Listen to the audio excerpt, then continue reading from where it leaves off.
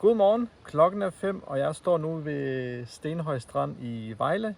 Jeg vil til at få nogle baders på, og så komme ned på stranden og så få fisket her om morgenen. Lad os se, om vi kan fange en havørred i dag. Se om det hele bare spiller. Det gør det.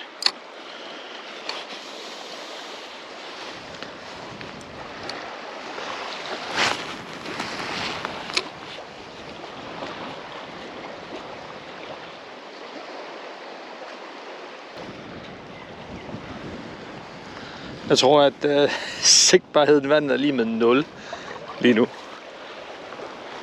Og jeg ser, om jeg kan komme ud uden at vælte eller skvatte ned i det hele.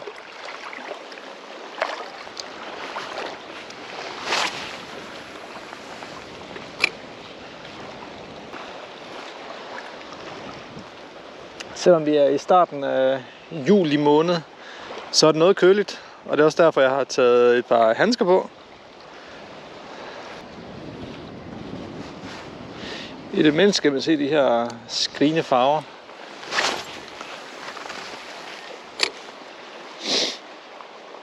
Og hvis jeg kan se den, så kan fisken også se den.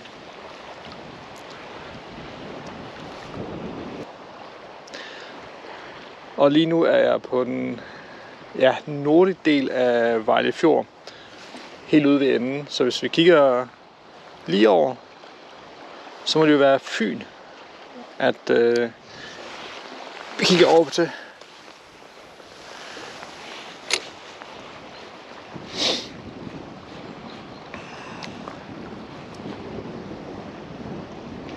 Og sidst jeg fiskede ved Vejle Fjord, der blev det også til 2 mindre havørreder. Desværre under mål begge to, men der var fisk i vandet.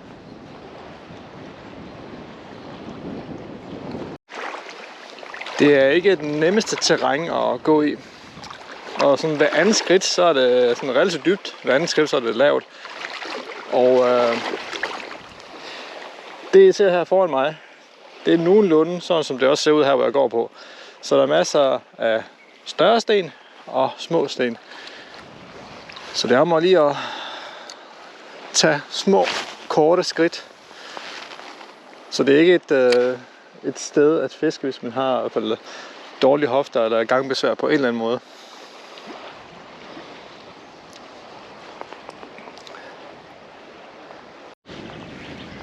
Nå, her en time senere, så er der ikke meget at rapportere tilbage. Det begynder at regne lidt, så jeg tror, jeg går tilbage mod bilen, og så prøver jeg at køre et andet sted, hvor der er lidt mere eller mindre grums i vandet.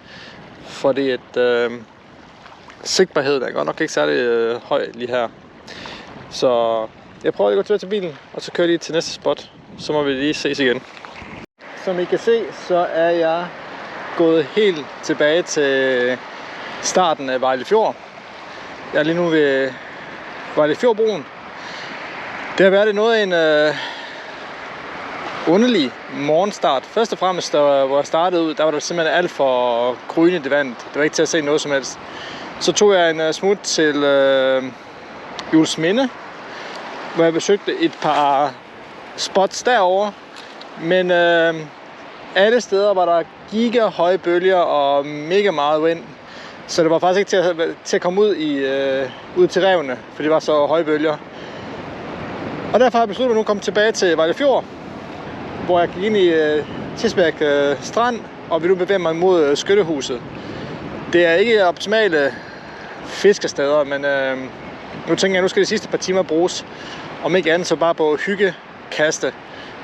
Så må vi så se, om det også kommer med en fisk. Jeg tror det ikke, hvilket er, kan man sige, dårlig odds at stå herude og fiske, når man ikke tror på det selv. Men sådan er det nogle gange.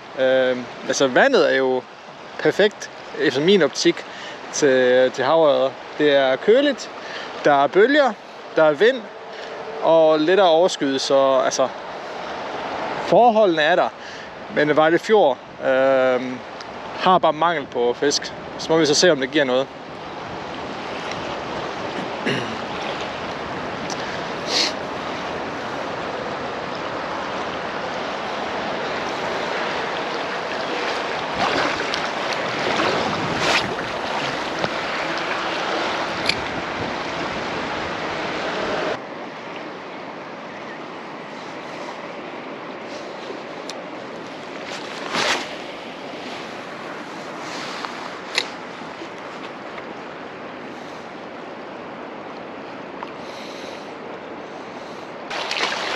Nå, nu har jeg affisket stedet mod skyttehuset. Nu går jeg tilbage til broen, og så prøver jeg at fiske i den anden retning, hvor der før har været gevinst, men det ser svært ud i dag. Men jeg tror, de der kære brofolk, de har det nok noget mere svært, end jeg har. Og ro i modvind. Det kan noget. Godt, det ikke er mig. Men i sådan en situation, hvor det hele startede lidt skævt fra morgenstunden af, og jeg har faktisk gået rundt i de sidste par dage og glædet mig til i dag, hvor jeg kunne komme ud og fiske, og var op klokken 4 i morges, for at det skulle kunne lykkes. Så er det også bare vigtigt at huske, at man er her jo også bare for at stresse af og slappe af og få noget motion på en anden måde. Jeg hader for eksempel at løbe eller cykle.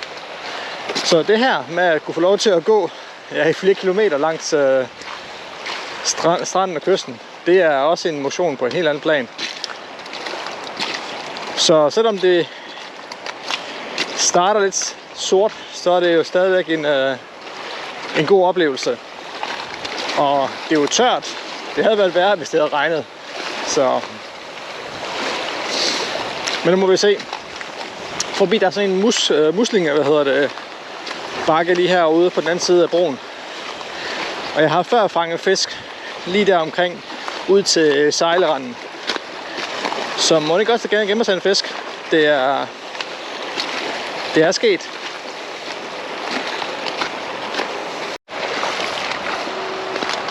Nu må jeg se, om den her muslingebakke kan bære mig, eller om jeg har taget for meget på siden sidst.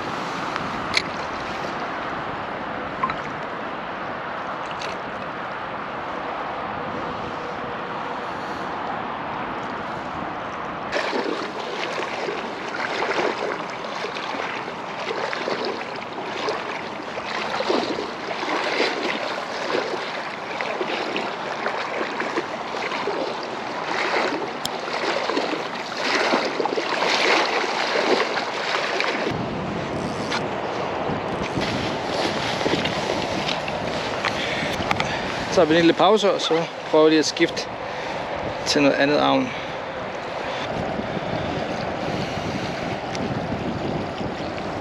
Jeg tror, vi går efter den her.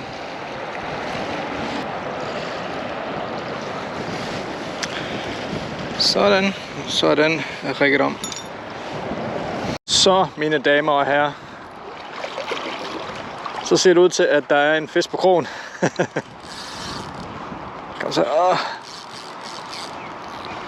Eller hvad? Er den stadig? Den er det nu. Lille ven, hvor bliver du af nu? Lige foran der.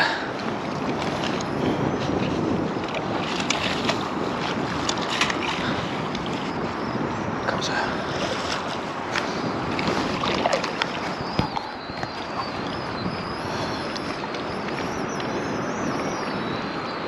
Den er lille, men den er der. Skønt. Super skønt.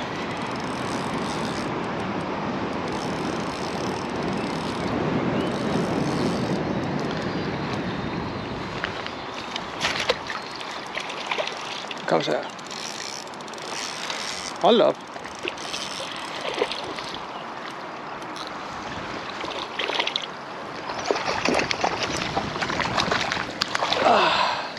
Sådan. Hvor skønt. Så mange timer herude. Uden noget som helst kontakt. Og så lige pludselig, så er den der. Jeg skal se, om jeg kan få den her krog placeret ordentligt, så jeg ikke kroger mig selv igen eller fisken. Sådan der.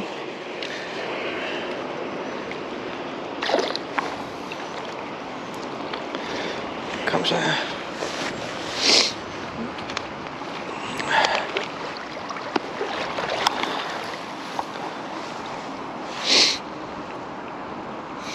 Du vil lægge en målsfisk, kan du det?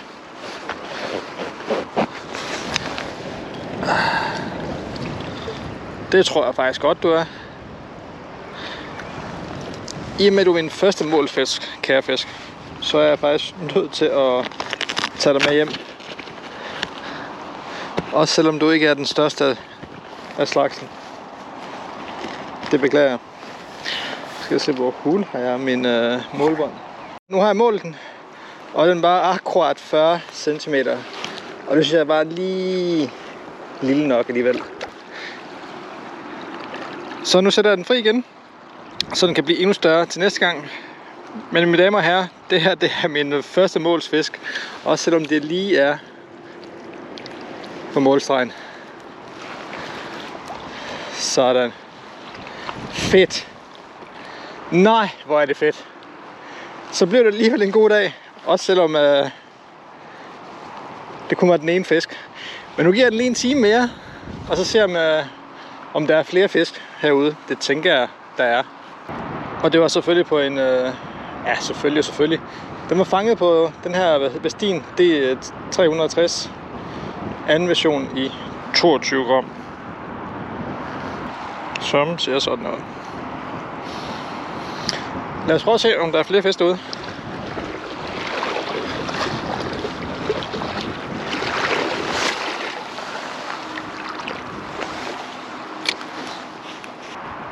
Ej, det var fedt at mærke en fisk i dag.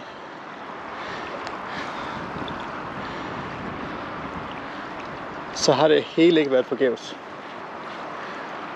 Lad os se, om der ikke også er flere herude. De sidste 2 havørred, jeg fangede her i Vejlefjord, i den her område, de var også omkring den samme størrelse. Dog lige 30-35 cm. Så det her, det var den første af slagsen, som man kan sige havde en eller anden form for værdigt mål, som man kunne tage med hjem.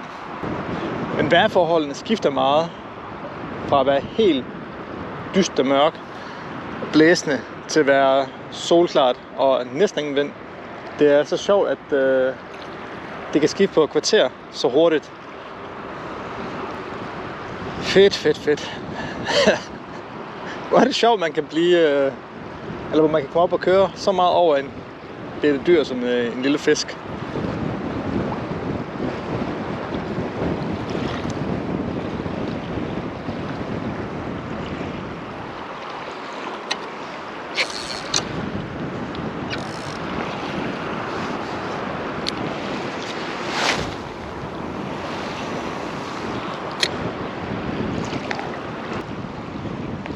Men det er rundt om de her muslingebakker, at de kommer for at se, om der er noget mad.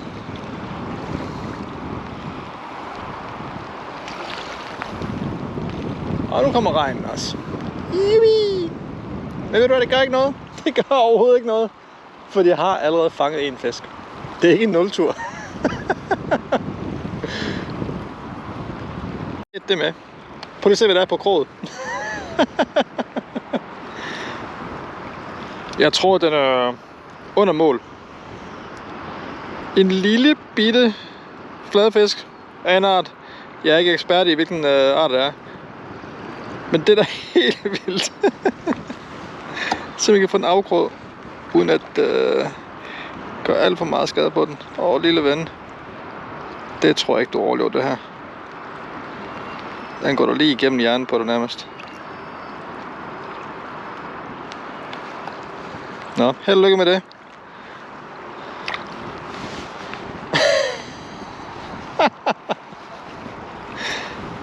Så har vi også set det med.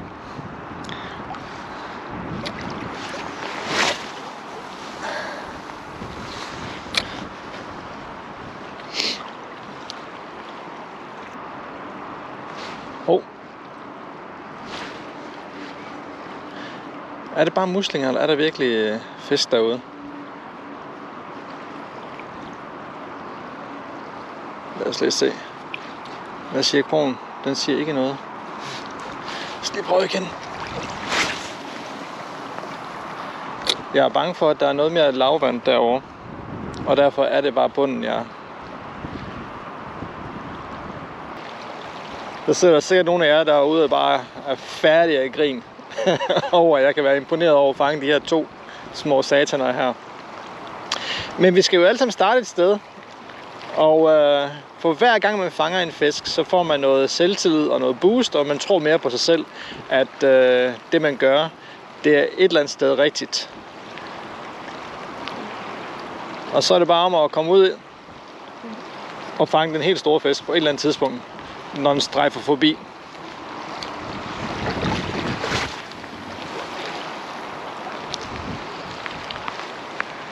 Jeg kan ikke engang komme i noget læ fra den her side af kysten. Det hele ser åbent ud.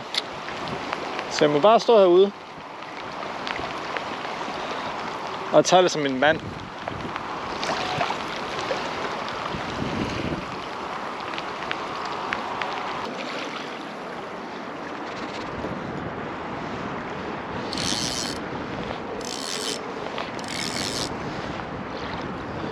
Og en reje.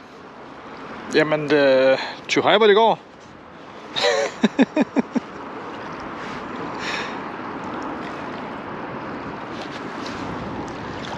Så en havørred, en anden form for fladfisk og en reje.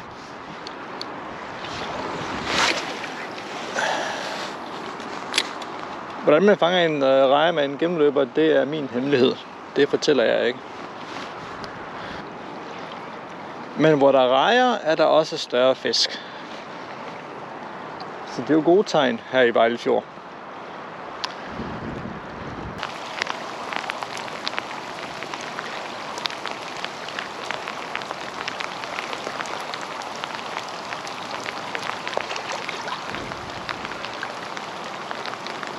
Det var så dagens fisketur, som startede klokken 4 i morges, hvor jeg kørte til Stenhøj Strand, og så fandt ud af ret hurtigt, at forholdene var sådan ikke optimalt derovre. Vandet var alt for grumset, og det var svært at se, hvor man gik, og der var rigtig mange store og små sten, man skulle gå på.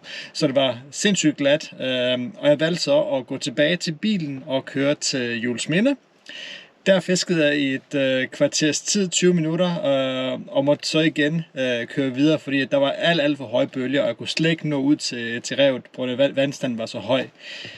Her i Tirsbæk Strand startede turen, hvor jeg så fra Tirsbæk Strand gik mod Skyttehuset i Vejle, forbi Vejle Fjordbroen, fiskede den del af, valgte at gå tilbage igen og så tage mod nord. Det viser så at være det rigtige valg, for her til sidst, der ender det med at fange en lille havørred, som var 40 cm, og jeg valgte så også at genudsætte den igen, for jeg synes, det var måske lige... Altså det der med, at den lige er på grænsen til, at man må tage den med hjem, den skulle lige have lov til at blive lidt større til næste gang. Og så endte jeg med at fange en eller anden form for fladfisk og en lille reje. Så selvom det hele startede som ren kaos, og op til flere gange har jeg også sagt til kameraet, at det her, det bliver en nultur. Men man skal nyde det hele. Så kom belønningen til allersidst, så man skal ikke give op, man skal bare sørge for at nyde hele turen, få fisket af, og igen så øve sig i at fiske, altså det der man får lov til at kaste nogle lange kast, det er også en øvelse i sig selv, så skal belønningen nok komme i sidste ende. Hvis du har interesse i fiskevideoer som den her, så husk at følge mig på kanalen, du må også meget gerne like og dele med dine venner, så ses vi i næste video. Knæk og bræk.